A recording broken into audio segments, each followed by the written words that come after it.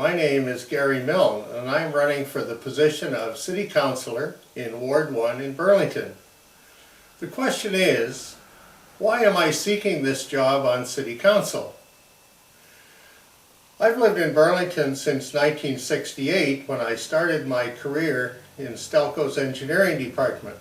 After 25 years, I joined Hatch Engineering, and after another 6 years formed my own automation design services company. I've had the opportunity of working on several extensive projects that implemented more advanced capabilities than were previously available. And I can tell you that in every project across Canada, the US, and the UK, the engineers held safety as the most important requirement. Then there's these factory owners and engineers would never attempt to cover up dangerous practices as we're witnessing here in the city of Burlington. I purchased a home in the Tyendega area on Kearns Road in 1983. This property has a large ravine lot with a small creek at the edge of this property. This ravine and creek location have been a terrific area for all of the neighborhood families to play and explore nature. Initially, the creek flow was just a trickle most of the time, and even during the spring runoffs and heavy rainstorms, the water just flowed into the culvert and was gone. Then I began to notice that flooding of the properties 150 meters upstream of the Four Seasons Drive culvert was occurring with regularity. So in 2005, I investigated the cause of this reduced drainage and found the entry end of the culvert was buried, while the discharge end was a 48-inch concrete culvert. This began a long and surprisingly disappointing experience with the City of Burlington's engineering staff and councillor. While they confirmed that this was the city's responsibility to keep the culverts clear for optimum drainage, and they sent, a few weeks later, sent a backhoe down and excavated the accumulated soil covering the culvert. It was over 8 feet deep. The solution then was to install a vertical culvert, a vertical pipe, down to this 48-inch culvert so as to avoid the cost of removing all of this built up and eroded soil. Several reworks of this solution have occurred over the past 9 years, all of which have resulted in increased flooding and extensive property damage to the property owners. Then this latest failed situation was duplicated at the Forestvale Drive culvert with even more flooding and even larger property damages. Do you think anyone in the real world would implement anything that had been already shown to be a failure? Certainly no organization that I know. Back in 2008, Terry Spearn was attempting to clear the leaves and sticks from the Four Seasons Drive mini culvert when he became trapped due to the force of the fast-moving water and had to be rescued by the Burlington Fire Department. Now, most thinking people would expect that this life-threatening incident would cause the city staff engineers and the city councillors and mayor to be highly motivated to investigate why these two culverts, out of over 3,500, were such a serious issue. After 1 year had passed with no apparent interest by anyone at the City of Burlington, I set out to generate some media publicity. Bill Vivian, whose property overlooks the Forestvale Drive culvert, also recalls that until a few years prior to 2005, that culvert was totally unobstructed and flooding was non-existent. Bill and I walked through these ravines to investigate what could have occurred to result in this increasingly dangerous and damaging situation. Bill and I came upon a culvert and guard within the ravine, far removed from any road traffic. We saw that this was crossing the Enbridge pipeline. We were truly impressed with the horizontal bars that more readily allowed many of the leaves to flow with the water right through the culvert, and how this structure would be infinitely superior should anyone be there along with fast-moving water. We brought the City of Burlington engineering manager and his drainage engineer to inspect the Enbridge culvert and guard. Later on, the City of Burlington contracted Cole Engineering to design improvements to these mini culverts. And at the public meeting with Cole Engineering, I questioned how this design compared safety-wise with the Enbridge design, to which they replied they had never heard of the Enbridge installation. Clearly, City of Burlington engineers did not establish safety as a priority and also did not understand drainage either. In February of 2012, I made a video presentation to the city councillors on a culvert guard design that had horizontal bars and was sized to handle a substantial leaf collection while allowing the water to flow without any flooding.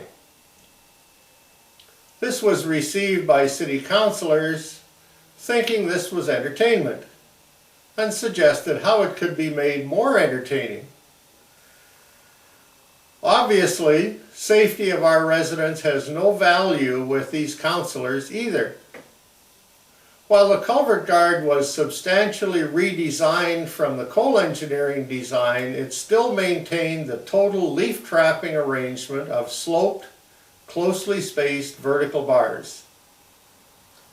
This Four Seasons Drive installation was completed in mid-December 2012, followed by the very first rainfall in mid-January 2013, which resulted in severe flooding and mud deposits on our upstream properties, as bad as we had ever experienced.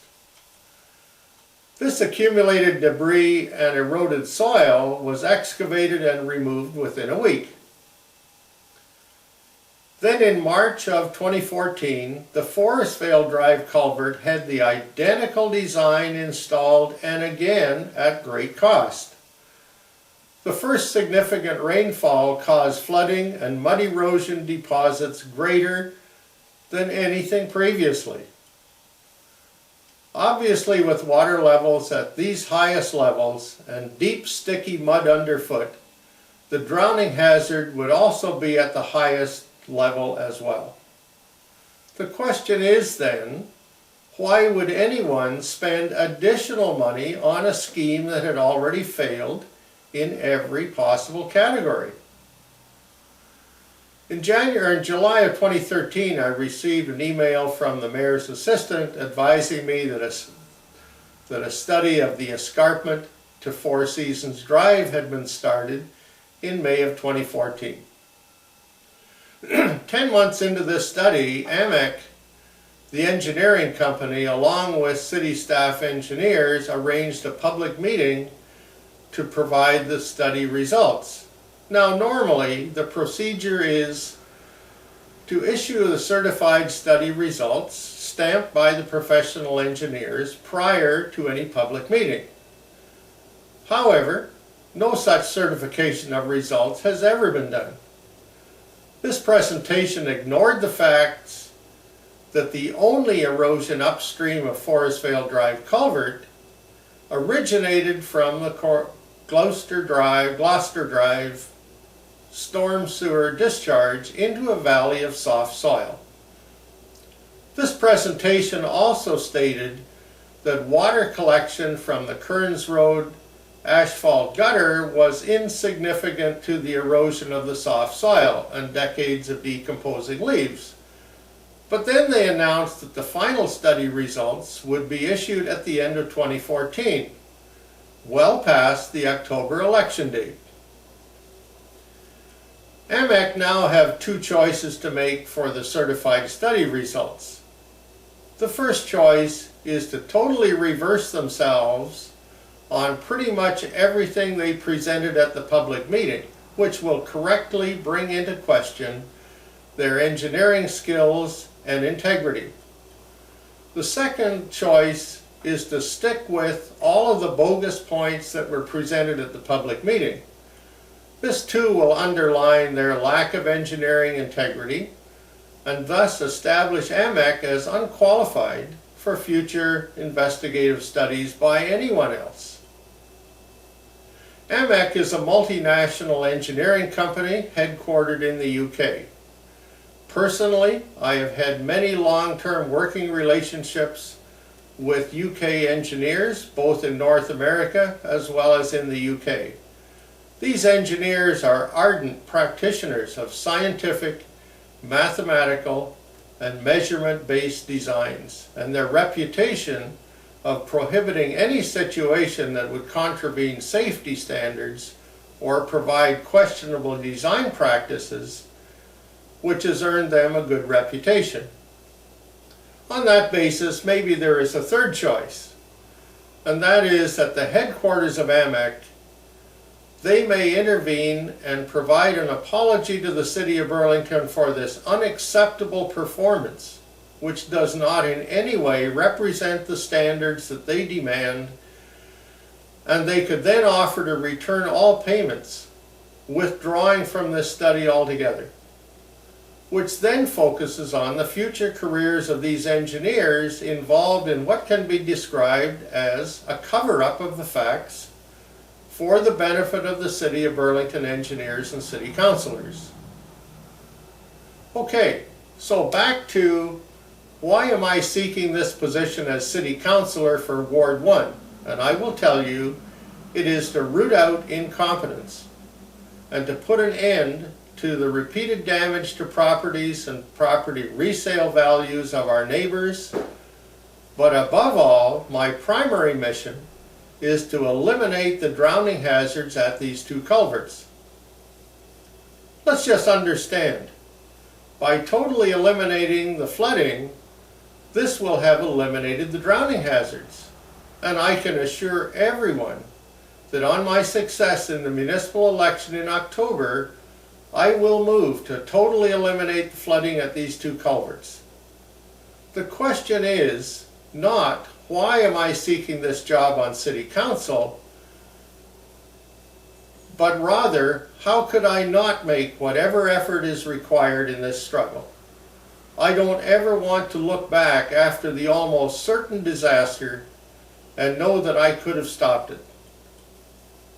I will need plenty of help from many others to overcome the entrenched incompetence, and if any of you can support this struggle with a financial contribution or other election campaign assistance, I will be most appreciative.